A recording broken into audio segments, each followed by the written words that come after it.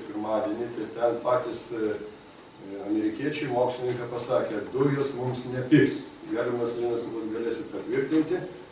Reiškia, nebent po 4-5 metų, kada įsibėgės technologijos, tada galbūt.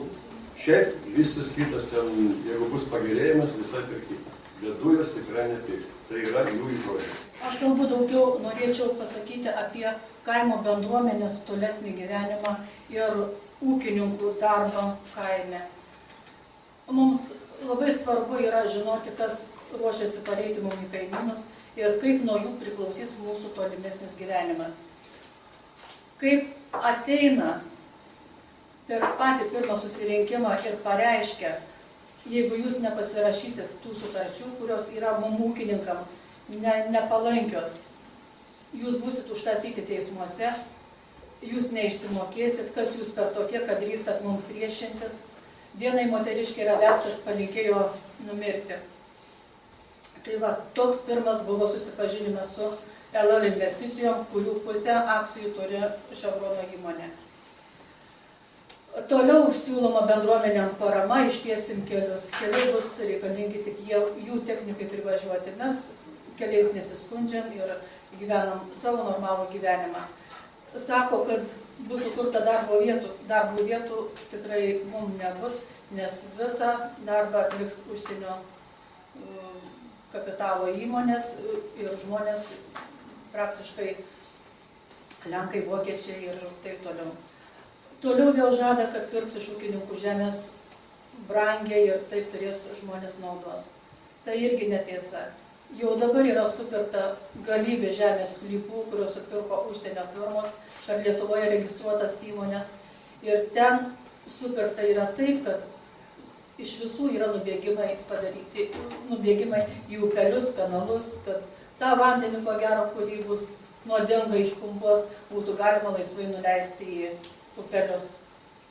Tai kelia tikrai mums didžiausią rūpestį ir kaip reikės toliau gyventi kaime, tikrai žmonės nebežino, nes jau dabar rankos nebekyla dirbti žemės ūkio darbų ir tolimesnė ateitis tikrai yra neįmanoma kaime, jeigu kiekvienam kilometre bus, kaip sakė, nuo 1 iki 5 gręžinių. Kiekvienam gręžiniui reikės maždaug nuo 3 iki 5 hektarų dirbamos žemės. Tai vėl kiek atsijims žemės naudmenų, kur dabar auginami javai, ganosi karvės, plus nebeliks ekologinių ūkių. Pasakė, visi ekologiniai ūkiai bus panaikinti. O mes esame įsipareigoję Europos Sąjungai dar, sakykime, kiti 5 metus, kad nekeisim žemės dydžio, kad auginsim tos pasėlius, kad laikysimės visų nurodymų. O jeigu, pasakė, ras bent menkiausią nuodingų medžiagų kiekį, visi ekologiniai bus panaikinti, taip pat bus pieno pramonė taip pat sustabdyta, kiek negausim tos produkcijos, nes dabar kiekvienas ūkininkas dar sukuria 4-5 darbo vietas papildomai maisto pramonėje, logistikoje. Tai va, kiek atsimes, kas paskaičios tos nuostolius.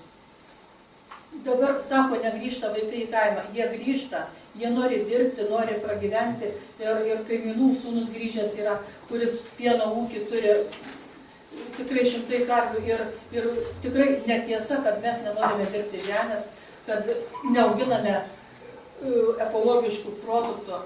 Viską jūs valgote ir giriate mūsų kaimo produktus. Tai man noriu paminėti, kad žemaičiai tikrai nepasiduos ir mes vardan to galime daug ką, o ką parodys ateitis. Dar, kaip informavome žmonės, tai kai sužinojome, pradėjo ūkininkai skambinti ir pradėjome žmonės supažindinti su tom skalūninėm dujom, nes niekas absoliutiškai nežinojo, kas per daiktas yra. Visi džiaugiasi, kad pareina skalūnai, bus dujos pigios, mes gyvensim gerai. Tai va, kai šiek tiek žmonės susipažino, pamatė, kas laukia jų, žmonės patys pradėjo siūlytis, kad mes renkam parašus, mes nenorime. Tai va, surinkta yra dabar čia virš 9 000 parašų, dar yra renkami parašai, pavieniai žmonės savo norų renka, niekino neprašomi. Taip pat va, šitie bendruomenių sąrašai surinkti praktiškai per 3 darbo dienas, 5 kalendorinės, nes šeštadienis, sekmadienis buvo tarpe. Tikrai praktiškai pasirašytos yra visų kaimo bendruomenių, išskyrus 1-2 kiekvienam rajone. Tai praktiškai visi yra pasirašę, tik tai ten, kur yra užspausta grinai politikų, kurie turi darbo vietas ten, tai šitie žmonės ir tai nepaisydami to pasirašė. Tai va, žmonės yra supažindinti, kiek mes įstengiam, kiek buvo kviesta atvažiuoti specialistų į bendruomenę, pašnekėti, kad susipažintume. Dar nei vieno specialisto nėra buvę atvažiavę, nei vieno atstovo, tik tai buvo atvažiavę sutarčių sudarinėti ir, kaip sako, bendrauja su bendruomenėm, su žmonėm, tai jie bėga nuo mūsų, tiek Seime, tiek ministerijose, niekas nebenori kalbėti, visi esame tikrai padaryti siaubūnais, girtuokliais, ko dar, prostitutėm jau, kad nebėra normalių žmonių. Tai va gali atvažiuoti ir pasižiūrėti į tą kaimą, tikrai pavaišinsim lietuviškais lašiniais, duona kepta sūriais. Taip, ir sakau. Ačiū, labai trumpai, su tais visais Ševrono atstovais. Tai jie visur kviečiami savivaldybės susitikimų su gyventojais, bet niekur jie nedalyvauja. Jie paprasčiausiai, kodėl gali nedalyvauti? Todėl, kad jie absoliučiai neturi jokių argumentų. Jie paprastas kaimo žmogus juos elementariai sudirba, jie neturi net argumentų. Kas liečia ir tas noras bendrauti, jie labai aiškiai parodė pirmadienį, kada atvažiavome su kolegė iš Žygaičių, 300 km nuvažiavę, jos neįleido paprasčiausiai išgirsti tą jų informaciją. Toks jų yra noras pateikti tą informaciją. Aš labai trumpai.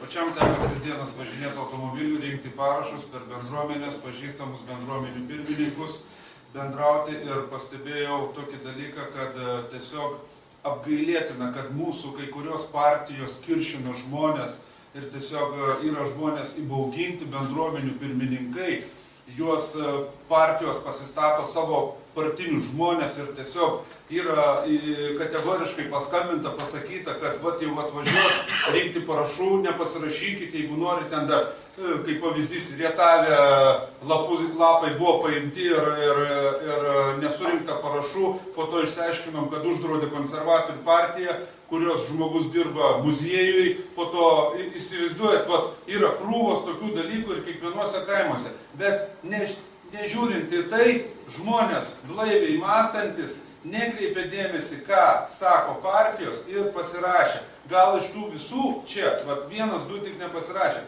Esmė yra, man gaila žiūrėti, kad mūsų politikai, kurie turi tarnauti mums išrinkta, vadinkim, ta valdžia vadinamoji, tiesiog kiršina žmonės. Žmonės prigąsdinti su rusofobija. Rusai puola, vos ne visi žygaitiškai, visa Žemaitija yra Gazpromo atstovai. Tiesiog yra apgailėtina ir šlykštu, kai tokie žymus politikai važiuoja per bendruomenės ir kiršina žmonės. Kas yra svarbiausia, daugiau nieko nenoriu pasakyti. Ačiū. Ačiū, čia yra dar pasiūlymas, kad gerbiamas Linas Balsys pateiks informaciją, o paskui kiek liks laiko mes skirsim klausimams. Prašom. Gerus rašas tinkamas. Tai aš ilgai negaišinsiu, tikrai negaišinsiu nei kolegų, nei bendruomenės stovo laiko. Aš esu Linas Balsys, Lietuvos Žaliųjų partijos pirmininkas ir Seimo narys, aplinkos apsaugos komiteto narys. Tai visų pirma norėčiau tiesiog trumpai gal kaip Lietuvos Žaliųjų partijos vardu, kaip politinė organizacija, reiškia visišką paramą. Ir mūsų partija reiškia visišką paramą bendruomenių pareiškimų šiandien padarytam. Ir teiksim ir visokiojopą pagalbą, kokią tik įmanoma, politinę. Aš Seime taip pat aktyviai dalyvauju, kad šitas skalūninių dujų arba skalūninio angliavandenilio procesas būtų sustabdytas. Dabar galima pasidžiaugti tik tai tuo, kad Lietuvoje mes nesame kokie vieniši, Europos Sąjunga visa dabar yra lygiai tokioje pačioje kryžkelėje ir iš tikrųjų linksta į negatyvėje pusę dėl skalūninio angliavandenilių žvalgybos ir gavybos. Tai štai vakar aplinkos apsaugos komitete gavome tokį laikiną dokumentą, kuris yra iš tikrųjų reguliuojančių aktų apžvalga kai kuriuose šalyse. Tai nėra teisinis dokumentas. Europos komisija metų pabaigoje paskelbs savo išvadas ir nuomonę apie tai, ką ES galvoja apie skalūninių dujų arba apskritai skalūninių angliavandenilių, tai skaitant skalūnų naftą, žvalgybą ir gavybą Europos kontinente.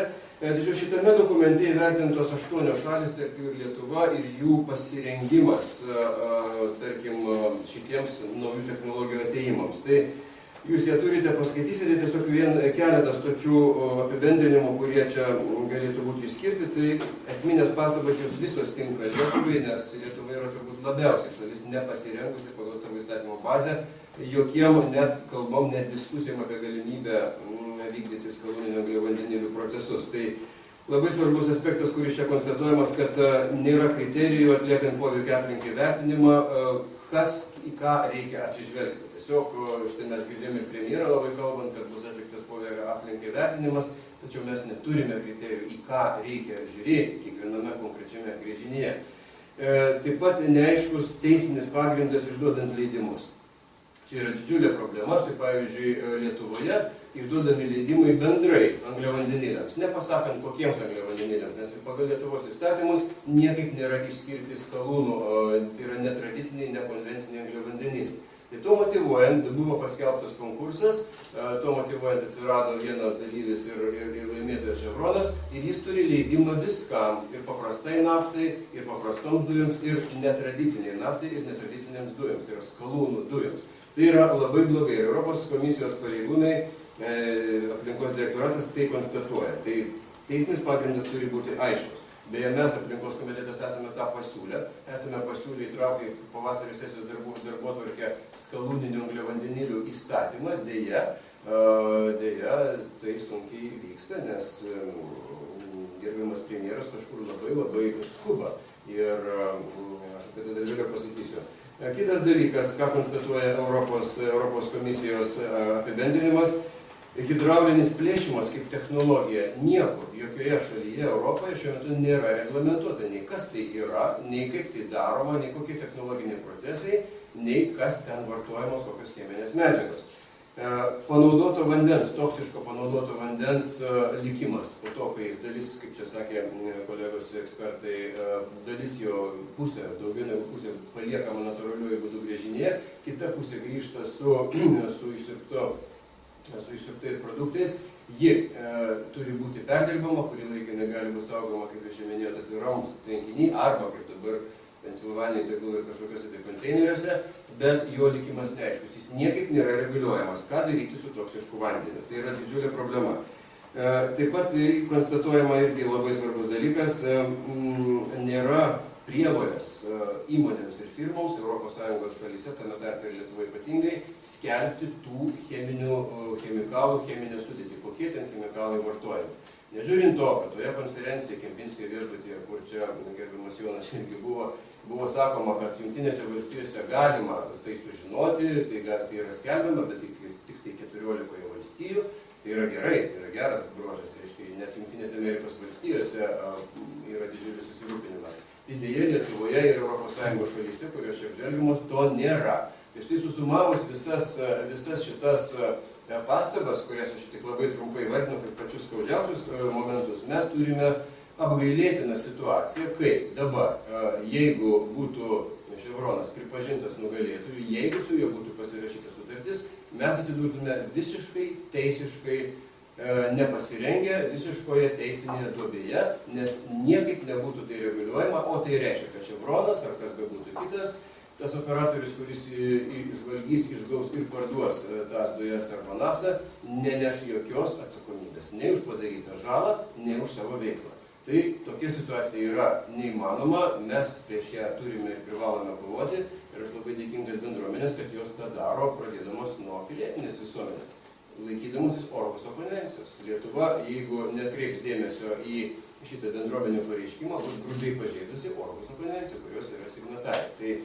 Tai tokios būtų mano pastabos ir tokia informacija. Dabar aplinkos apsaugos komitete, jūs girdėjote, buvo koalicijos uždaras susitikimas, tai yra valdančioji koalicija, iš tikrųjų neaišku, kas ten vyko, ne taip jau vieninga, kaip buvo paskui viešumoje sakoma, bet dabar situacija yra tokia, kad vyriausybė, premjeras intensyviai spaudžia, kad būtų pripažintas konkursas. Aplinkos apsaugos komitetas dabar turėtų parengti bent vieną kitą įstatymo pataisą, nors tai yra didžiulis procesas ir aš asmeniškai tam priešinasi, nes reikia rengti kompleksišką įstatymą, apie ką aš dabar kalbėjau. Tačiau bandoma palopyti, mano įsitikinimu, vieną kitą tokį parodomą įstatymą, galbūt susijusi su poveikio aplinkai vertinimu, galbūt su žemės gelmių įstatymu ir parodyti, kad jau štai viskas tvarkoje. Tai labai apgailestauju, kad aplinkos apsaugos ministras ir visa ministerija yra nusišalinusi nuo šio proceso ir netgi atsisako prisidėti savo administraciniais gebėjimais rengiant tų įstatymų pataisas. Viskas palikta aplinkos apsaugos komiteto ekspertams ir mums politikams. Ir dėja, tas skubėjimas ir tas spaudimas yra labai reali grėsmė. Nors tuo pačiu metu jūs turite kitą išplatintą aplinkos apsaugos ministerijos raštą mums aplinkos komitetui ir vyriausybei. Galbūt šiek tiek jų pozicija minkštėja, galbūt ministras nori nusiimti nuo savęs atsakomybę ir viską perkelti į vyriausybę. Yra pasiūlyti du variantai, ką siūlys aplinkos apsaugos ministerija vyriausybei, išeiti iš šitos situacijos. Tai pirmasis variantas yra tai, ką aplinkos apsaugos komitetas jau yra siūlęs ir priėmęs balsavimu kartu su ekonomikos reikalų komitetu, tai yra nutraukti konkursą, kol dar nėra jokių įsipareigojimų, tvarkyti įstatymus, na ir būti pasirengusiems galimoms diskusijoms. Čia jau toks buvo bendra nuomonė. Aš asmeniškai manau, kad tų diskusijų iš viso nereikia, nes, ką sakė ir kolegos, jeigu darysim žvalgybą, o nedarysim gavybos, ką rekomenduoja nedaryti Lietuvos mokslininkų mokslo akademijos išvados, kadangi bus padaryta nepataisoma ir neišvengiama žala žemės gelmėms ir bus pažeistas žemės karkasas. Tokios yra mūsų akademikų išvados, tai kam daryti tą žvalgybą, jeigu mes paskui nedarysime gavybos.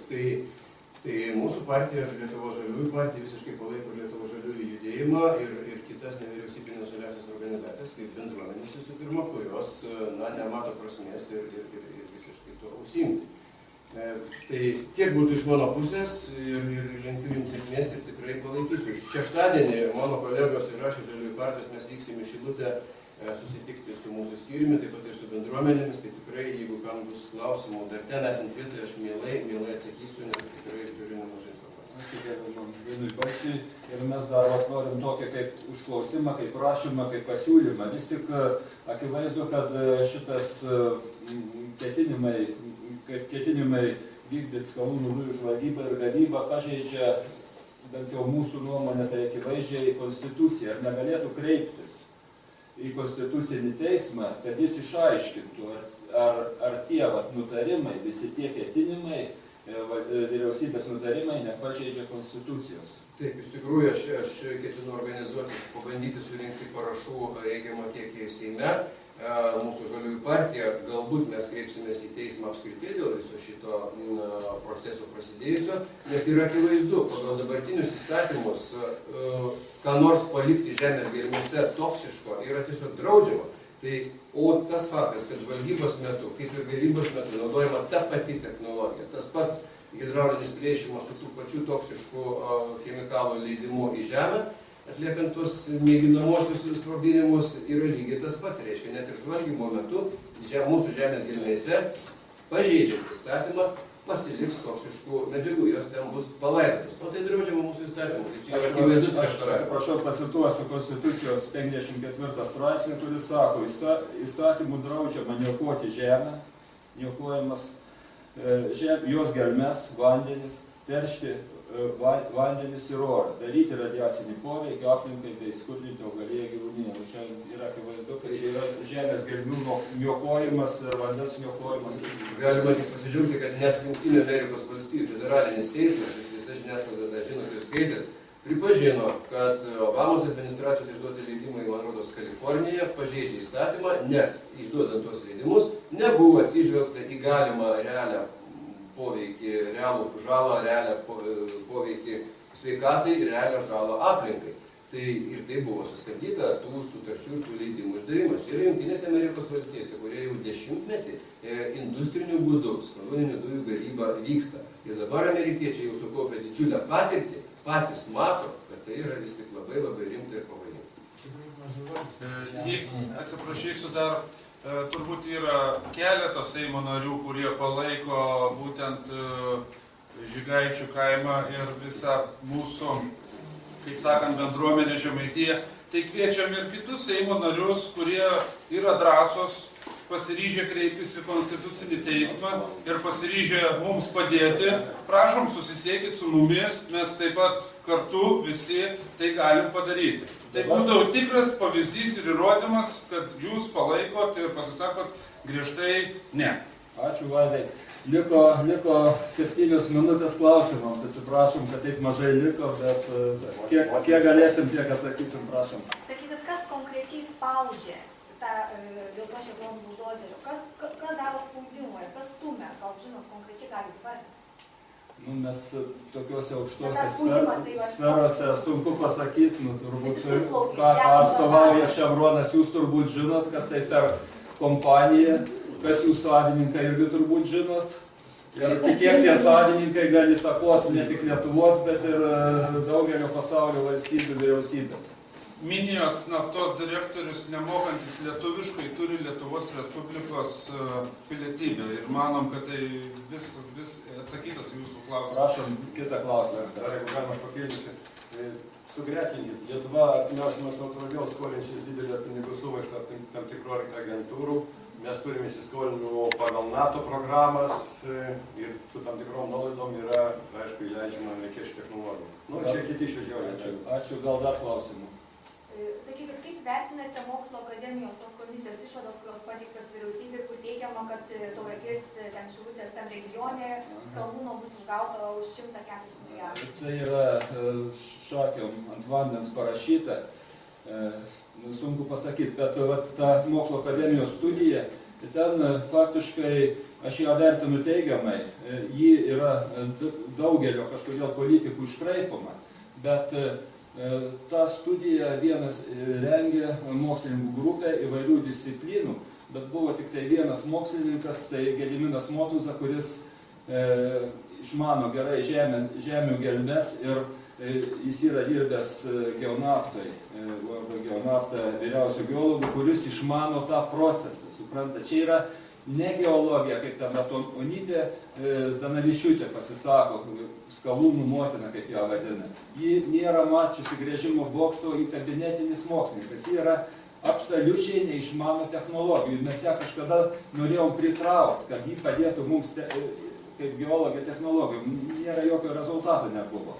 Gediminas Motuzas, jo skyrius yra aukšto lygio, jis yra objektyvus, sąžiningas ir tik tai sveikintina. O tas skyrius yra pagrindinis ir jo išvada tokia, kad gavyba yra negalima. Ir dar Lietuvos geologijos tarnyba, vis dėlto tai yra Lietuvos oficiali institucija. Kaip jūs vertinate jų poziciją šito klausimu? Sunku vertinti. Ji yra administracinis padalinys aplinkos ministerijos ir jie turbūt vykdo nurodymus, politikų nurodymus. Labai jie patys save labai gražiai charakterizavo. Kada mes gruodžio 18 jūs pakvietėm pateikti mums informaciją, tai po kiek laiko mes gavom iš valdybos, geologijos tarnybos, vadovo Mackevičiaus tokį atsakymą. Man gaila mokesčių mokėtojų pinigų išleisti transportui. Turim šitą raštą oficialiai, tai aš gal nepasirinkti. Šitą galiu šiek tiek papildyti, nes esu susidūręs su geologijos tarnyba nemažai. Tai praktiškai jos yra dideli nuopelnai, kad mes gaunam už išteklius, net praktiškai jiems vienvaldiškai reikia perduoti tie ištekliai įvairūs naudoti, kad mes negaunam gal vienas į biudžetą, reiškia, ten kiek už durpes 10 metais parduota 250 milijonų, gauta 1,5 milijono. Įsivaizduoju, durpės 50 centų už toną. Durpių toną, jūs įsivaizduojate, turbūt durpių toną, tai yra lengvas produktas. Šitą pusę kambario. Ir šitą jiem kaip yra, dėl geologų, tai aš pats esu dirbęs Šiaulių hidrogeologijai ir mes vertinam vandentiekį. Tai šiaip jiems, kaip, jiem reikia kažką gręžti, jiem reikia kažką kas, tai jeigu jie to negrįžia. Ir čia, man atrodo, jiems užtemda pas protą. Tai reiškia, nes jeigu jie, pavyzdžiui, čia grįžtų, jiems atsivertų didelės galimybės, didelės finansinės, visą kitą veiklos čia. Ir čia yra jau toksai, žinot, čia yra toksai, kaip atominė bomba sprogdina, kurie išbando, jiem norisi sprogdinti, nes jeigu nesprogdina, nereikalinga, kaip mūsų atominio elektrinių specialistų. Tai va, jie yra ir finansiniai, tokie savo profesijos šiek tiek įkaitai, kad jiem profesinis tas interesas, čia mūsų geologas išvalys, jiem matyt neužgožia, bet jiem jau sveika protą, kad tai užgožia šitie dalykai. Aš vertinu jų veiklą neigiamai. Jie yra atsakingi už žemės gelmių naudojimo reguliavimą, reiškia, ir kontrolę. Tai jie patys viešai pareiškia, kad kontrolės neturi galimybės dėl reikiamų resursų, neturi reikiamų resursų, kontrolės nevykdo. Ir jeigu jūs tada pasidomėtumėt, kaip mūsų gręžiniai buvo saugomi, tai jūs gautumėt labai pilną vaizdą. Ir dar jeigu jūs pažiūrėtumėt personalą, jūs pamatytumėt, kad nėra vėl nei vieno dirbusio naftos gavybos sferai. Visi yra, tokie atėję iš kitur ir nelabai išmanantis tuos dalykus. Dar klausimų? Tai ačiū labai visiems susirinkusiems. Dar vieną klausimą. Yra tokios neoficialios informacijos, kad kažkokie darbai ten jūsų regione vyksta, vis važinės sunkiasvoris transportas. Gali ką nors? Aš nesu informuotas, tik tiek, kad žinau, kad faktiškai pagal įstatymus ir Minijos nafta, ir Geonafta, kadangi jiems išduota licencija vandenilių žvalgybai ir gavybai, jie gali tuo pačiu vykdyti viso Žemaitijoje ir skalūnų dujų žvalgybą. Bet aš abejoju, ar dabar tai vykdytų. Ar bandėt kreiptis į prezidentę? Į prezidentę bandėm kreiptis. Žygaičių bendruomenė čia mitingavo, keletą kartų buvo Vilniui ir bandė kreiptis į prezidentūrą, kad juos priimtų, bet buvo atsisakyta net registruoti ne tik pas prezidentę, bet ir pas jos prezidentės patarėjus. Tai vat mes tokioj labai esam įdomioj situacijai. Bandysim kalbėti su ministru pirmininku. Gal priims. Ačiū labai už dėmesį, už dalyvavimą.